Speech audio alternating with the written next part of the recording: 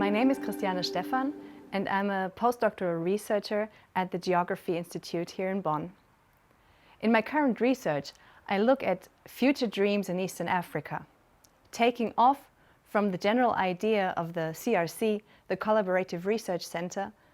I'm interested in how societies negotiate about their futures, the social and the spatial conditions in which people live now, and the ways these conditions can be transformed for the future.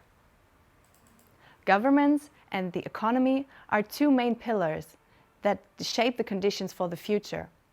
In my research, however, I am mainly interested in how actors from civil society make futures and how they imagine the future. I ask questions like, for example, how do people from civil society make a change?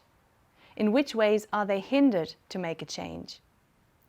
How are power relations expressed in spatial relations?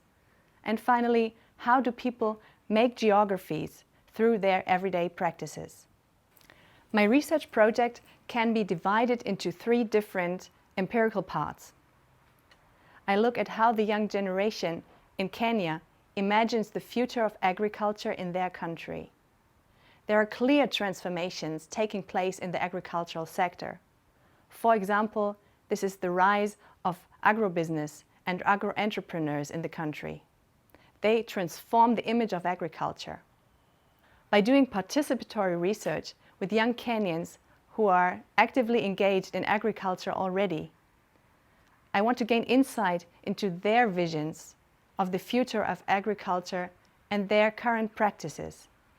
The second part is complementary to the first, because I look at how the media shape the image of future agriculture in Kenya.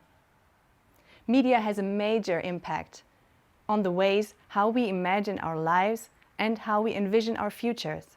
They provide us with images about the present, but also images and imaginations about the future. There's a range of newspapers, social media channels, but also TV shows that specifically address agriculture in Kenya. And those paint pictures of how the future farmer can or should look like. Analyzing the major discourses produced through texts, through sounds, and through images are therefore part of my study. The third empirical part of my project addresses the role of artists in shaping the dreams and imaginations within Kenyan society. There is a saying in Kiswahili, "Sanaa ni kioo cha jamii," meaning that art is a mirror of the community. In order to learn more about this mirroring function of art, I engage in a collaboration with the Kenyan artists. We will work together on a piece of art, and that will allow us to have a visual conversation about imaginations of the future in Kenya. Instead of doing a conventional qualitative interview, this art and research dialogue will hopefully allow us to access collective imaginations of the future that are beyond words. And I think they express on the level of the body and the emotions, which can best be empirically grasped in a performative way. In 2019, I have started with exploratory field research in Kenya, engaging with young people at 2 secondary schools near Nakuru.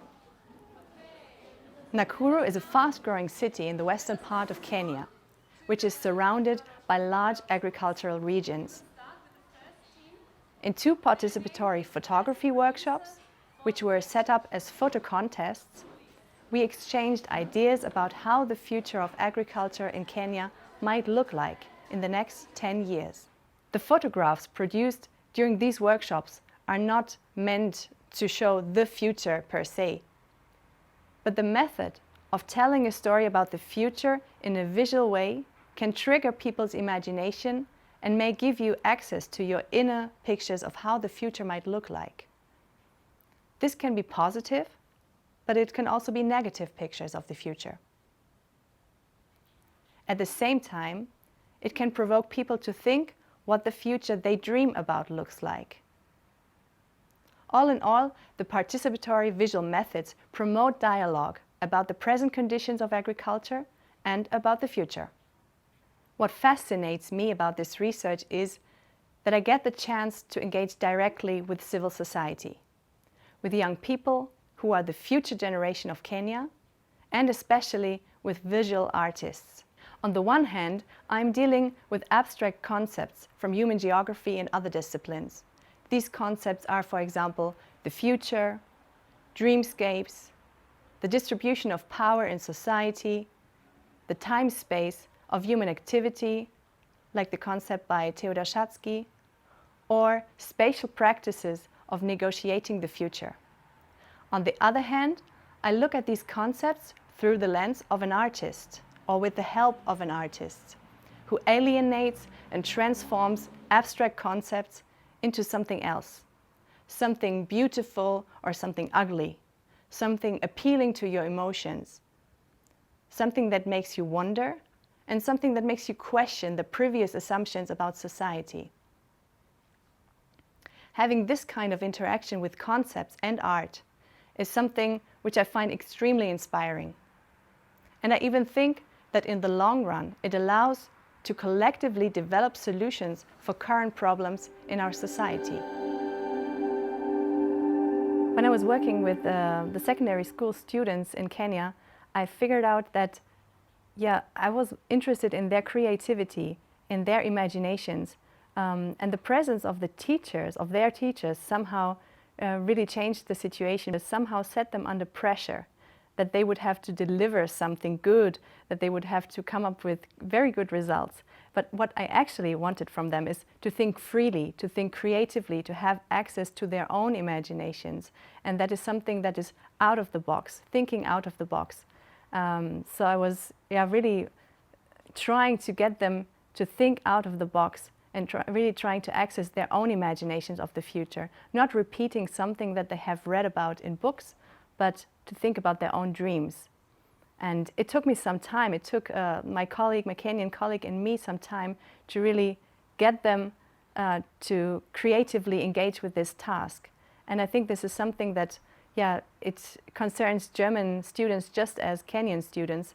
If you come up with a task and really want people to think creatively and think about solutions to problems creatively, the presence of a teacher might sometimes be hindering.